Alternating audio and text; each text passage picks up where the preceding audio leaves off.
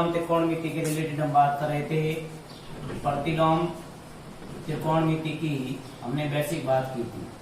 प्रतिलोम त्रिकोणमिति फलन, जिसमें हमने प्रतिलोम त्रिकोणमिति फलन के मुख्य मान, मुख्य शाखा की बात कर रहे थे और मुख्य शाखा की एक आपको पिछले वीडियो के अंदर टेबल भी बताई थी। अब हम उसके रिलेटेड एक नंबर के अंदर क्वेश्चन बोर्ड परीक्षा में पूछा जाता है, जो मुख्य शाखा के रिलेटेड मुख्य मान ज्ञात करना होता है। वो अपन कैसे ज्ञात करेंगे? आपके सामने प्रश्नावली 2.1 की क्वेश्चन या कुछ एग्जाम्पल आपके सामने लेकर आ रहा हूँ। 4-5 क्वेश्चन करेंगे ताकि मुख्य मान ज्ञात करना आपको समझ में आ जाएगा। प्रश्नावली 2.1 का पहला क्वेश्चन भी क्लियर हो जाएगा। देखिए इधर जैसे क्वेश्चन है, साइन इनवर्स 1 का मुख्य मान ज्ञात करो। ये 2.1 का पहला क्वेश्चन है, मुख्य मान ज्ञात करो। अब आपको क्या करना है? साइन इनवर्स 1 का मुख्य मान पूछा है, तो अपन को पता है sine inverse 1 is equal to, ये किसको व्यक्त करता है? Sine inverse 1 is equal to theta. उनको पता है, कोई दिक्कत नहीं है। अब आपको इसमें उसके बाद में लिखनी है कि मुख्य शाखा क्या लिखोगे? अब ये साइन है तो इसकी मुख्य शाखा क्या होती है? -π/2 x और π/2, ये इसकी मुख्य शाखा होती है। या ऐसे नहीं लिखो, आप क्लोज इंटरवल के अंदर -π/2 से π/2 लिख सकते हो। अब आपके साइन इनवर्स x बराबर थीटा है, तो आपका 1 बराबर साइन थीटा। अब 1 बराबर साइन थीटा, 1 साइन थीटा किसका मान होता है? तो अपन कहेंगे π/2। तो कहने का अर्थ ये है कि जो थीटा इज इक्वल टू क्या हो जाएगा? π/2। तो साइन इनवर्स का जो मुख्य मान है, मुख्य मान π/2 हो जाएगा, कोई दिक्कत नहीं है।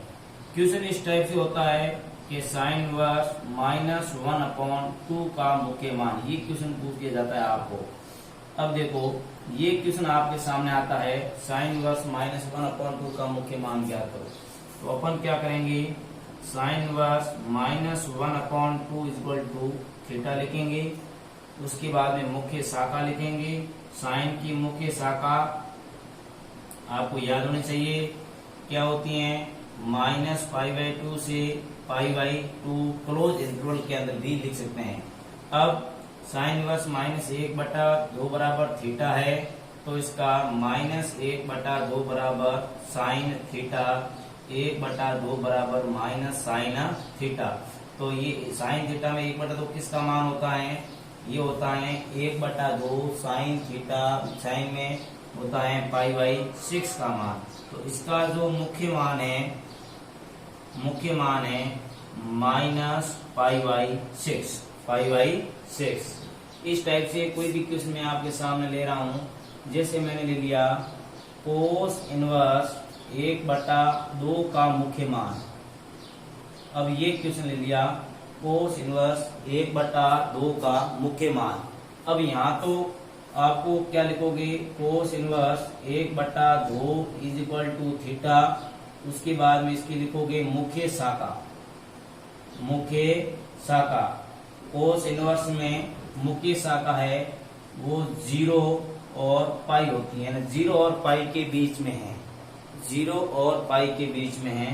तो अपन सीधी सी बात है 1/2 बराबर कोस थीटा। अब 1/2 कोस थीटा में किसका मान होता है? तुरंत अपन कहेंगे 1/2 कोस थीटा, 1/2 है वो कोस के अंदर मान जो है वो 60 डिग्री का होता है, π/3 होता है।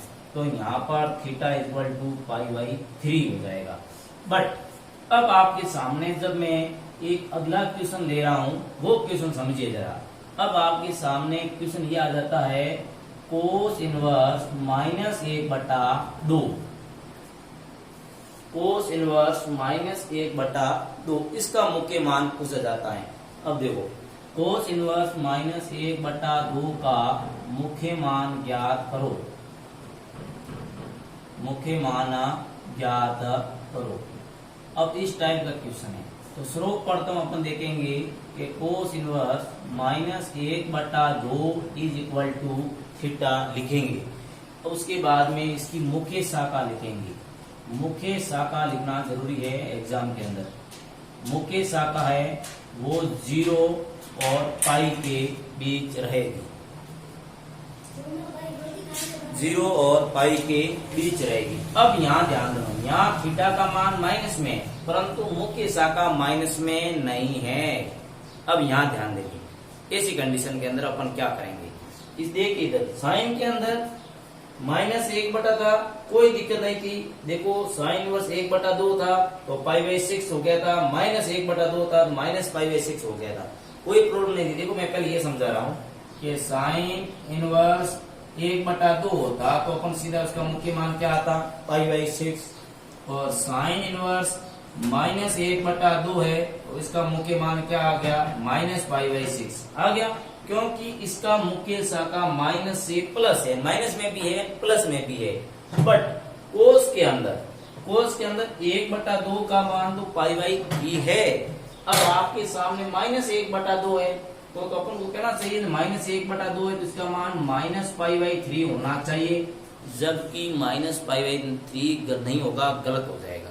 अब ऐसी कंडीशन के अंदर अपन क्या करेंगे, यदि कोस आ जाता है, सेक आ जाता है, कोट आ जाता है, वहां ध्यान देना माइनस में मुख्य शाखा नहीं होती है। तो कोस के अंदर माइनस के अंदर आ रहा है, जबकि उसकी मुख्य शाखा 0 से पाई है, माइनस में है ही नहीं, इसका मान तो -π/3 होना चाहिए, तो मुख्य शाखा माइनस में नहीं है, 0 से पाई यानी 0 से 180 डिग्री तक ही है, इसकी माइनस में है ही नहीं। ऐसे कंडीशन के अंदर अपन -1/2 इक्वल टू कोस इनवर्स है, उधर जाएगा तो कोस थीटा हो जाएगा। अब 1/2 -1/2 है, ठीक है ना, -1/2 है और यहाँ कोस थीटा है, तो इसको अपन क्या करेंगे, यहाँ पहले समझोगे तो अपन माइनस कोस थीटा लिख देंगे। 1/- है तो जाएगा माइनस हो जाएगा। अब यहाँ पर ध्यान देना, माइनस जब आता है तब अपन को पाई माइनस करना है। क्या करना है, पाई माइनस। अब यहाँ थीटा कितना है, थीटा 1/2 में किसका मान आता है कि 1/2 में मान आता है कितना, π/3। तो यहाँ पर माइनस आ रहा है तो कोस पाई माइनस π/3 होगा, पाई माइनस π/3 होगा, ये ध्यान देना। कोस पाई माइनस π/3, जब कोस हो, कोस इनवर्स हो, सेक इनवर्स हो, कोट इनवर्स हो और इसके अंदर मान है वो माइनस में आ जाता है, ऋणात्मक वैल्यू आती है, ऋणात्मक आ जाती है, तब आपको पाई माइनस थीटा करना होगा। क्या करना होगा, पाई माइनस थीटा, क्योंकि इसकी मुख्य शाखा माइनस में नहीं होती है। तो यहाँ पर पाई माइनस π/3 करेंगे तो इसका लसब लोगे तो 3 पाई में जाएगा, इसका आंसर होगा 2π/3, मुख्य मान इसका 2π/3 है। जबकि साइन इनवर्स में ऐसा नहीं हुआ था, क्योंकि साइन इनवर्स में मुख्य मान माइनस में भी था प्लस में भी था। अब आपके सामने एक और क्वेश्चन देख करके मैं आपको समझाने जा रहा हूँ। देखिए इधर जैसे में आ जाता है कोट इनवर्स, यहाँ मैं सेक इनवर्स की लेता हूँ, या कोट इनवर्स -1/√3 का मुख्य मान ज्ञात करो, मुख्य मान ज्ञात करो, ये आपके सामने क्वेश्चन है। अब कोट इनवर्स -1/√3 है तो अपन सर्वप्रथम कोट इनवर्स -1/√3 बराबर क्या लिखेंगे, -1/√3 बराबर अपन लिखेंगे थीटा। अब इसकी जो मुख्य शाखा है, मुख्य शाखा है किसकी, कोट की, कोट की जो मुख्य शाखा है वो 0 से π/2 तक होती है। इसकी जो कोट की जो मुख्य शाखा है वो 0 से π/2 तक होगी। कोट की शाखा 0 से पाई तक होगी, यानी 0 और पाई तक होगी, ये इसकी मुख्य शाखा है।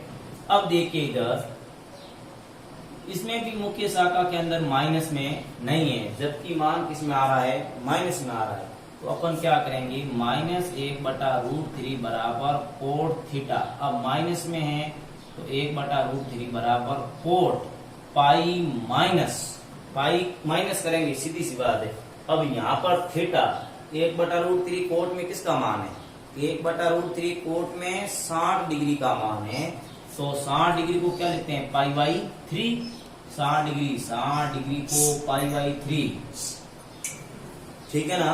तो यहाँ पर आपका 1/√3 कोट π/3 का मान हो जाएगा। इसमें आपका पाई में से घटाएंगे तो 2π/3। इसमें कोट में भी इस टाइप का क्वेश्चन आता है तो आपका माइनस में होगा। ऐसे में माइनस का एक और बता देता हूं, जैसे सेक इनवर्स -√2 आता है। अब सेक का जो मुख्य शाखा है, इसकी भी मुख्य शाखा है वो 0 से पाई तक है, 0 से पाई तक है। और जबकि x0 = π/2 ये इसकी मुख्य शाखा है। तो मुख्य शाखा है, इसमें -√2 है तो भी सेक में अपन को π-√2 किसका मान है, π/4 का मान है। सेक में √2 किसका मान है, π/4 का। तो पाई माइनस π/4 करेंगे, लसब लेंगे तो इसका मुख्य मान आएगा 3π/4। यानी मेन वैल्यू जो होगी, इसकी मेन वैल्यू जो होगी वो 3π/4 होगी। अब विद्यार्थियों ये क्वेश्चन मैंने आपको करवा दिया है, आपको मुख्य मान ज्ञात करना समझ में आया होगा। प्रश्नावली 2.1 का पहला क्वेश्चन थे इस टाइप का, और एक वो क्वेश्चन उदाहरण पहला भी था इसमें, ठीक है ना। 1 नंबर का क्वेश्चन बोर्ड एग्जाम में पूछा जाता है। अब आगे वाले क्वेश्चन करने के लिए प्रतिलोम त्रिकोणमिति के बेसिक फॉर्मूले हम पढ़ेंगे।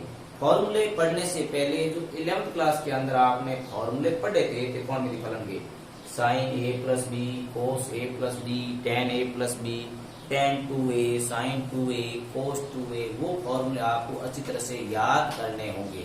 याद करने के बाद में प्रतिलोम त्रिकोणमिति के फॉर्मूले कंफर्म आपको एकदम प्रूव करने आ जाएंगे। मैं फॉर्मूले सीधा लिखा तो देता हूँ मैं, और वो लिखाया हुआ रटा हुआ भूल भी जाते हो, और एग्जाम के अंदर अचानक भूला हुआ यदि त्रिकोणमिति फलन के फॉर्मूले की सहायता से उसको प्रूव करके याद भी कर सकते हैं। देखिए इधर 1 नंबर का क्वेश्चन क्लियर हो गया, प्रश्न 2.1 का पहला क्वेश्चन भी क्लियर हो गया। अब मैं प्रतिलोम त्रिकोणमिति फलन की फॉर्मूले लिखा रहा हूँ आपके सामने। अब देखो, और फॉर्मूला का प्रूफ भी करवाने जा रहा हूँ। कुछ फॉर्मूले दिखाऊंगा, कुछ फॉर्मूले अगले वीडियो के अंदर बताऊंगा, और फॉर्मूले समझ में आ गए तो 2.1 के पूरे क्वेश्चन आपका सॉल्यूशन हो जाएगा। डायरेक्ट फॉर्मूले पर प्रश्नावली है। अब इसके जो मैं इसके सूत्र बताने जा रहा हूँ, फॉर्मूला बहुत इजी फॉर्मूला है, बेसिक फॉर्मूला बताने जा रहा हूँ जो त्रिकोणमिति फॉर्मूलों की सहायता से ही इसके फॉर्मूले प्रूफ होते हैं। जैसे इसके फॉर्मूले है, पहला फॉर्मूला है sin 1x + sin 1y = sin 1x 1 -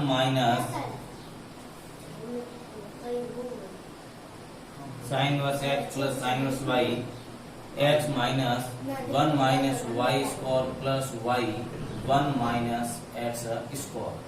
उसके बाद में यहाँ पर यदि माइनस है तो यहाँ पर प्लस के स्थान पर क्या हो जाता है, माइनस हो जाता है। पहला फॉर्मूला, ठीक है ना। अब यहाँ इसका प्रूफ भी करवाऊंगा मैं, इसका प्रूफ भी देखो, प्रूफ भी करवाऊंगा मैं। सेकंड फॉर्मूला इसका, ठीक है, इधर cos 1x + cos 1y। तो यहाँ पर cos 1xy यहाँ प्लस है तो माइनस 1 - x² और 1 - y²। अब यहाँ पर माइनस है तो यहाँ प्लस हो जाएगा। थोड़ा बहुत आपको 11th क्लास वाला फॉर्मूला याद आया होगा, cos a - b करते हैं तो प्लस आता है, cos a cos b, sin a sin b plus आता है, नहीं आता है। और cos a + b करते हैं तो वहां cos a cos b minus आता है। उसी टाइप से ये तीसरा फॉर्मूला इसका मैं प्रूव कर रहा हूँ, बता रहा हूँ पहले।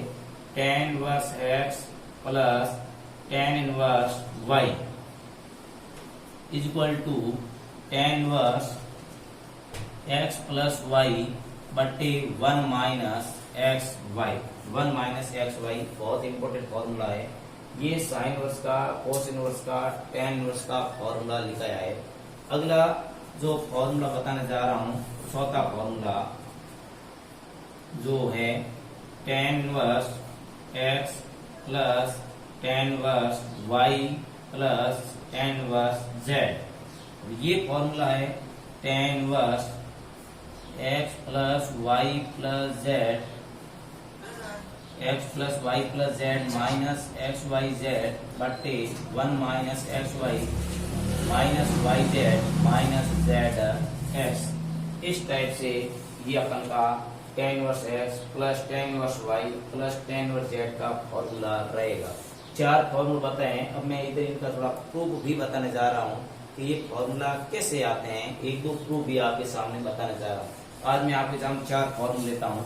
अब देखिए इधर sine inverse X plus sine inverse Y वाला फॉर्मूला लेता हूँ। मैं इसका प्रूफ कर रहा हूँ। Sine inverse X plus sine inverse Y बराबर sine inverse X 1 minus Y square plus Y 1 minus X square. ये फॉर्मूला आपके सामने प्रूफ कर रहा हूँ। देखिए sine inverse X equal to theta या ए मान लो और sine inverse Y equal to B मान लो। जरा ध्यान दीजिए, एक्स साइन इनवर्स उधर जाएगा तो साइन ए, वाई ये उधर जाएगा वाई इक्वल टू तो sine B. Sine inverse X equal to sine A, Y equal to sine B. अब देखिए इधर पूरा ध्यान दीजिए, साइन इनवर्स एक्स के स्थान पर ए प्लस बी, ठीक है ना, ए प्लस बी हो जाएगा। अब a प्लस बी है तो मैं फॉर्मूला लगाता हूँ किसका, साइन a प्लस बी का फॉर्मूला यूज करता हूँ जो आपने 11th क्लास के अंदर पढ़ा है। Sine inverse X plus sine inverse Y ज्ञात करने के लिए साइन a प्लस बी का फॉर्मूला यूज करता हूँ। तो साइन a प्लस बी का फॉर्मूला यूज करता हूँ तो क्या होगा, sine a cos B plus cos a sine b। अब विद्यार्थी ध्यान दीजिए, साइन a कोस बी को मान साइन के पदों में ज्ञात करते हैं तो 1 minus sine square B, 1 minus sine square B, क्योंकि यहाँ पर x और y वैल्यू साइन ए और साइन बी की है। कोस बी और कोस ए की वैल्यू अपन के पास नहीं है तो मैं कोस बी को साइन के पदों में लिख दिया 1 minus sine square B root में, प्लस कोस ए को मैं लिखता हूँ 1 माइनस साइन स्क्वायर ए और साइन बी। मैं ऐसा क्यों लिखता हूँ, देखो क्योंकि अपन के पास x और y जो वैल्यू है ना ये केवल साइन की है, कोस की नहीं है। तो जहाँ कोस आता है उसको साइन के पदों में लिखता हूँ मैं। अब देखिए इधर तो sine a plus B is equal to sine A, sine A, sine A के स्थान पर क्या है x रूट में 1 minus sine B, sine B के स्थान पर y स्क्वायर है तो y स्क्वायर, फिर प्लस प्लस फिर साइन बी के स्थान पर y और साइन स्क्वायर ये साइन स्क्वायर का मान है ये साइन ए प्लस बी बराबर। अब साइन को जरा मैं उधर भेजूं तो साइन को जैसे मैं उधर भेजता हूं तो ये साइन उधर जाके साइन इनवर्स हो जाता है। तो x 1 minus Y square plus Y 1 minus X square. अब ये साइन इनवर्स हो गया। अब बताओ a के स्थान पर क्या था, क्या माना था अपने, sign inverse x plus b के स्थान पर साइन इनवर्स y बराबर क्या आ रहा है, sine inverse x 1 minus Y square plus Y 1 minus X square. ये फॉर्मूला अपन का प्रूफ हो गया विद्यार्थियों। अब देखो इधर, अब ये समझोगे इधर कि sign inverse x plus sine inverse y। इसी प्रकार से यदि sign inverse x minus sine inverse y है तो इसका यहाँ पर प्लस के स्थान पर माइनस आ जाता, प्लस के स्थान पर माइनस आ जाता, प्लस के स्थान पर क्या आ जाता, माइनस आ जाता, क्योंकि साइन ए प्लस बी है तो वहां साइन ए माइनस बी वाला फॉर्मूला था। तो साइन ए कोस बी माइनस कोस ए साइन बी। कोई डाउट नहीं है। इस टाइप से मैंने ये फॉर्मूला आपको प्रूव करवाया। प्रूव करना तो आपको आना चाहिए। कोई पूछ भी लेता है कि वैसे इसका प्रूफ कैसे करेंगे, ये फॉर्मूला कैसे प्राप्त हुआ है, इस टाइप से। अब विद्यार्थियों इस टाइप से सभी फॉर्मूले प्रूव कर सकते हैं। आज इस वीडियो के अंदर हमने यहाँ तक ही इस फॉर्मूलों के बारे में पढ़ेंगे। ये फॉर्मूले 4 फॉर्मूले लिखे हैं मैंने, इसको अच्छी तरह से याद करना।